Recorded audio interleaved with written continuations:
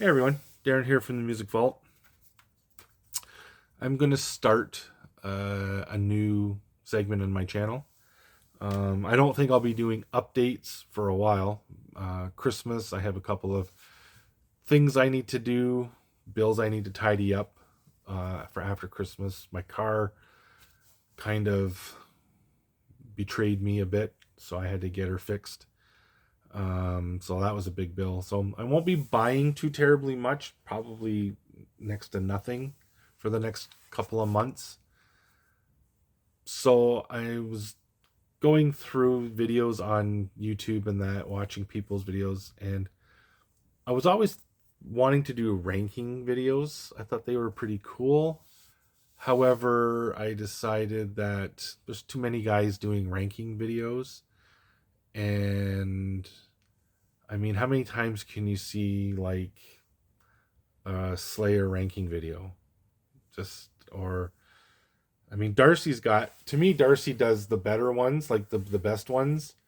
Um, like he's done a bunch, and I mean, he knows what he's doing. He knows what he's talking about. He's done his homework. So I'll leave the ranking videos for the guys that know what they're doing. For me, I like to sit behind the camera and have fun. So I thought that if I'm gonna put like all this thought into a ranking video, then I would do it this way instead. And these are, I'm gonna do deep dives. And I've got a couple of bands in mind that I want to do, that I'm gonna do. But I'm gonna start with this band. And this band is out of Chicago, Illinois, formed in 1986. And that is Sacred Warrior. This is their first album, Rebellion. As far as I'm concerned, first album out of the gate, first track kicks you right in the face, and that is black metal. And it's not talking about Satan or anything. These guys are a Christian band. That song actually isn't even, I don't even think it talks about Christianity as much as it talks about being in a band. The chorus, the long hair parted between the eyes, silk pants wrapped tight around your thighs. You can tell they're 86, talking about the glam metal scene and that kind of, you know. I think that if these guys would have had the gimmick that Striper had, these guys would have been huge. Because although I love Striper, I think these guys are way better than Striper. And that's just my opinion. Striper's had, I mean, mind you, Striper's got a few more albums than these guys out. I think Striper has about 12 or 13, maybe 15 albums out. These guys have 5. But every one of these albums is a banger. And that came out in 2088. This, the vinyl release, I don't know if it has an original vinyl release. I'm sure it did. This is a Rocks Records, the Rocks 100 series. It's a collector's series. This came out in 2022. Yeah, 2022, this one. Yeah, 2022. Scott, our buddy Scott from No Life to Metal, I think had a hand in all of these as well. Might have did liner notes or something. I can't remember. I mean, Scott will tell you in the comments. Scott, tell me what you did on these albums. Yeah, out of the gate, black metal is like punched right in the face, starting. From there, they went to 89's Master's Command. Same lineup, which consisted of Ray Pera, Tony Vasquez, Bruce Swift, Rick Macias, and Steve Watkins. Now, they would maintain that lineup right up until, I think, 89 or 90. think. I can't remember. I'm pretty sure. As we talk, we'll go. Oh well. Yeah, because Rick Macias, he was the keyboard player. He passed away in '09, but I want to say he left the band in '89. I'm not 100% sure.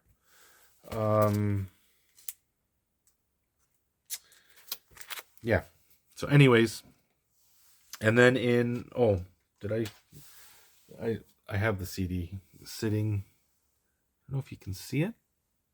No, that's the other side. My stuff CD player and keys thing is over here. Anyways, up next would be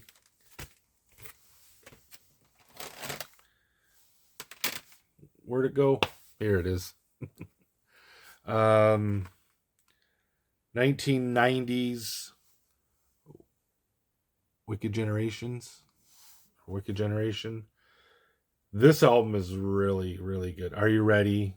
Minister by Night.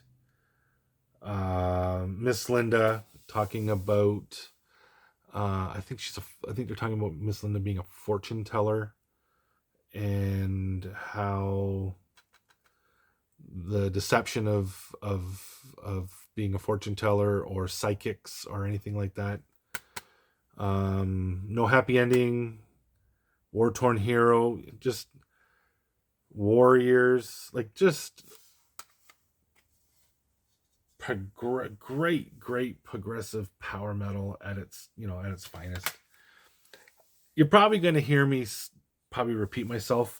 I just think that they're such a good band, and I know that I went on Rocks Records. I know you can still get the CD version of Wicked Generation and Obsessions, but if you go to Amazon, I mean, here in Canada, you can get Rebellion, Masters Command, and Wicked Generation, I think. And I think Waiting in Darkness, too. Vinyl version, again, it's the Collector's Rocks 100 series on Rocks Records, Frontline Records. This originally came out in Intense Records. Now, back in the day, and I might screw this up. We'll see. Scott can correct me because Scott knows. Intense Records was the kind of like the equivalent, and as far as I'm concerned, to say Metal Blade or Century Media. They had a lot of the heavy bands. Vengeance was on there. Tourniquet, I believe, was on Intense. Believer was on Rex. These guys were on Intense. Mortification, I believe, was on Intense. So it carried the brunt of a lot of heavy metal bands. Anyways, these are all standard black. The album covers are really, like, when you see the back of the original on Intense to the new back of this on Rocks, really cool. It's a nice variation of such. All right, so what have I talked about when they formed? Bands that they've been compared to: Iron Maiden, although I don't see the Iron Maiden connection too terribly much. Crimson Glory. I do hear a lot of Midnight in Ray's vocals, or Ray's vocals comparable to Midnight from Crimson Glory. Both singers are fantastic. Jeff Tate from Queensryche. Ray is quite comparable to Jeff Tate. Jeff Tate is kind of like in a league of his own. I feel he just is such an amazing singer. But Ray, on the other hand, I compare him to Jeff because Ray is a powerhouse when it comes to vocal style. Like there's um a video where all the members of the band, past and present, uh do a video on Solid Rock I Stand. Um and Ray by far has is the best vocalist, I think. Um then in 91, I think it was. Let me check my notes here. 91, because Wicked Generation came out in 1990. 91 was Obsession. Now, they got a second guitar player in this band at this point. The look of each guy's had changed quite drastically, a little older. Then they got this dude, John Johnson, I believe his name was. And Temples on Fire, Fire from Heaven, Wings of a Dream, Sweet Memories is, oh my goodness, it's such an incredibly awesome song. Turning Back, Obsessions, Kamikaze. Like, again, this one came out on limited run vinyl here in the corner. And this one was out on Retroactive. The other three, I believe, are on Rocks. Yeah, 100 series. The Sacred Warrior, Master's Command, apparently, no, it wasn't. Just the other two. And this one is out on limited run vinyl. I believe there was either 100 or 300 copies pressed. I'm not sure. Again, layout design by Scott Waters from No Life to Metal. Everybody knows Scott. This one came out in 2019. They weren't all put out at the same time, which I thought I did think they were, but they're not. They weren't. And then, oh wait a minute. And then here's my intense original 1991 copy.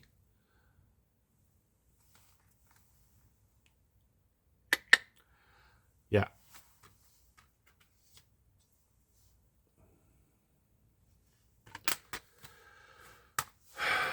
And then they didn't put anything out. Well, I guess I could add these two because they actually weren't. This one is live at Cornerstone. Well, Cornerstone is a Christian music festival in I was going to say much like Kingdom Bound, but Kingdom Bound is another Christian one. That one's usually at Darien Lake or in and around the New York area, if I remember correctly. Cornerstone was in Bushnell, Illinois. I went one year, I forget what year I went, but Mortification played that year. I saw Mortification, Everdown, Living Sacrifice, a bunch of other bands I can't remember. That's okay. Anyways, Scott sent me this for my collection. I didn't have this one.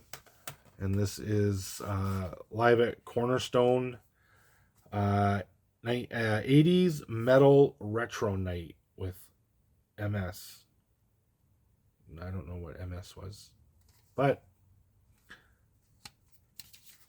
Sacred Warrior Cornerstone. And then there was this one, which I did talk to Scott about, and he said something about this one being kind of a mix match. It's classics. It's just a greatest hits package, but they're all over the place. They do Temples on Fire, which came out on Obsession, which was their fourth album. But then the next one, Rebellion, came out on Rebellion, which was their first album. So they're just kind of all over the place. It wasn't in sequence or anything like that. Nonetheless, still a great album. It's part of my collection. It's just another. And if Yeah, I was gonna say something else, but it's okay.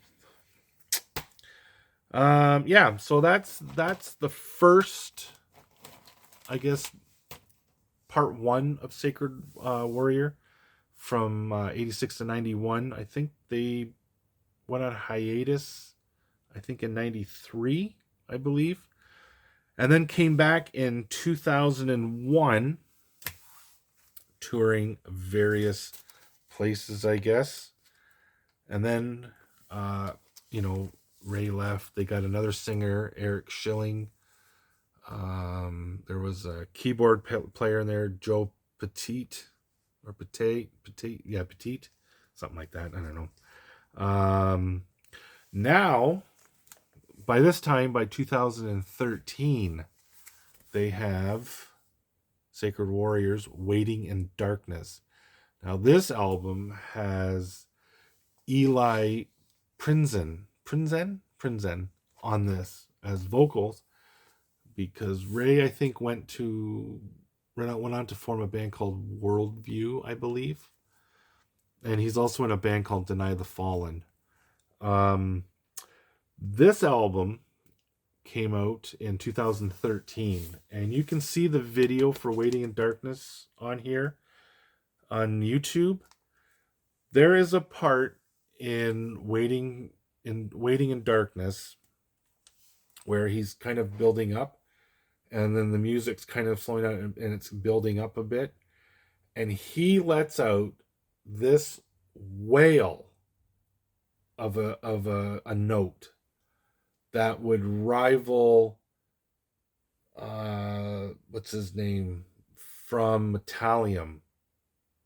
I can't remember that dude's name, but it would rival that guy. Incredible. Now this album came out, like I said, 2013 on Limited Run Retroactive Records. I haven't even opened this. And this is part of their Metal Icon series, remastered on vinyl for the first time. I haven't even opened this. I have it on CD as well. Where did I put it? Right here. I remember when this came out. I don't even think that this is even on a label. I believe, 2013 Sacred Warrior. I believe that this came out on its own. Yeah, and Joe Petite, Eli Prinzen, Tony Velasquez, Steve Watkins, and Bruce Swift.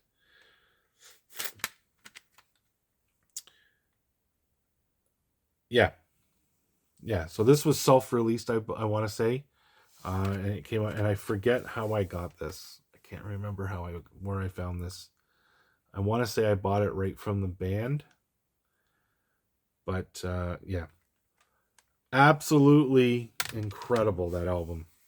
Now, they haven't put anything out since then. I don't know if they're working on any new material. Touring wise, they toured with the Moshketeers back in '89, and I think Scott was saying that was their Masters Command tour, I believe he said, and Paradox, those two bands. They've played with Queensryche. They just did a stint with Queensryche. They opened for Queensryche just in 2024 sometime. Pillar. I went online to see if I could find any tours and stuff like that, like bands that they had toured with. I'm not sure. I couldn't find anything. Might have not gone down the right rabbit hole. They did play with the Res band, which is called the Resurrection Band, in '89 as well, for their, I want to say, the Rebellion tour. Don't quote me, but yeah. So, anyways, if I highly recommend that you go to YouTube and check them out. Hunt down the albums. You might You probably get some on eBay. I probably 100%. You're probably going to pay a couple of bucks for it. I know on eBay or Amazon in Canada, I think they were mid 20s, 25 bucks plus shipping, which to Canada was they were 3.99. That's actually pretty good. I know you can get the two of them for 22.99 at Rocks Records, and it supports them too, Rocks, because they push out a lot of good stuff. They do. I like their limited run series. They've put out Antester and oh, just who else was there? A Hill to Die Upon, if I remember correctly, on their limited run series. Like you go on their website, you can get everything on there. And even Scott's label, No Life to Metal, they have. He might have something on there. I'm not sure. I didn't check his site, but you might be able to get some Sacred Warrior on that one. I'm not sure. Rocks for sure, eBay for sure, Amazon for sure. But yeah, so this is my first deep dive. Hopefully it went all right. I didn't ramble on as much. I would have liked to have played some more stuff, but I don't want to get the copyright thing. I don't want to get smacked with that. I don't want it to go silent or anything. But I really want to promote bands that I think deserve to be promoted. Their lyrical content is full-on Christ-centered Christian lyrics, Christian perspective, everything about it. So if you're looking for something different lyrically, yeah, Sacred Warrior, 100%. If you're looking for another band to go down a rabbit hole with, Sacred Warrior. If you're just looking for another great band that you want to listen to, that you want to explore or discover, Sacred Warrior, man. These guys are just a stellar band. Yeah. So anyways, it's my first deep dive. So do me a favor, comment, tell me if I did a decent job, anything that you guys think I should have talked about, anything that I didn't talk about, or I talked about that was kind of like, nah, you didn't need to know that. If I was a little choppy, different sequences, whatever. I'm just having fun here and telling people about a great band that I like, that not everybody might know or something. So anyways, you guys take care, and I will definitely see you on another deep dive. Cheers.